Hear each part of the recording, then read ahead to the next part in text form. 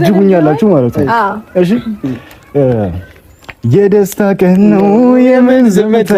ይደበላለቀ መሬት ይመታ የደስታ ቀን ነው የምን ዝምታ ይደበላለቀ መሬት ይመታ ምስክሮቹ የሙስሮቹ ወዳጅ ቤተሰብ እስኪ እናያችሁ ሙሽራው ሙሽራዬ ሚዜዎቹ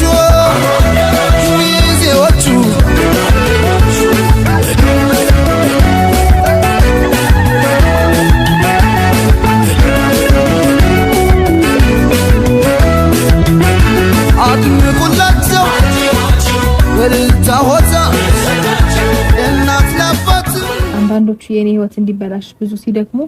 እናንተ ደግሞ የኔ ህይወት እንዲቀና ወይም እንዲስተካከል ብዙ ነገር አድርጋችኋል ለፍታችኋልና እኔ ነኝ እናንተን ቴንኪው ማለት አይለብኝ የደስታሽ ተካፋይ ነን ስላላችሁኝ በጣም ነው ማመሰግነው እውነተኛ ወንድም እውነተኛ ጓደኛ እውነተኛ ወዳጅ ማለት ይሄ ነው በቃ ማለት በደስታም ጊዜ በሐዘንም ጊዜ በመከራም ጊዜ ከጎናችሁ የማይጠፋ ሰው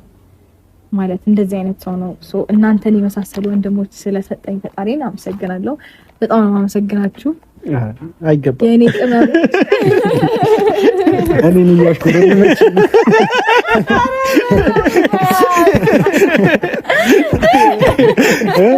ምን አልቻልኩም ነው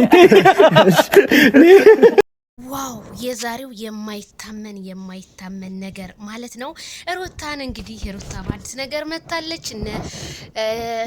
ፈረንጁ ቢኒ ሰርፕራይዝ አድርገዋታል ማለት ነው ሩቲ እንግዲህ መልስ ሰጥታለች በጣም ነው ማመሰግነው እኔማ ከባሌ እንድለያይ ብዙ ሴራ ሲሰሩ የነበራቸው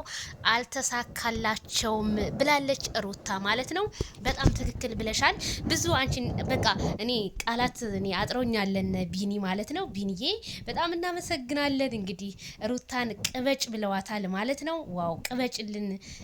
ሩቲ የኛ ጀግና የኛ አንበሳ ማለት ነው በጣም ደስ ብሎኛል ሩታን እንግዲህ በዚህ መልኩ ተቀብለዋታል እንኳን ደስ ያለሽ ብለዋታል አያችሁ እኔ ብዬ ነበር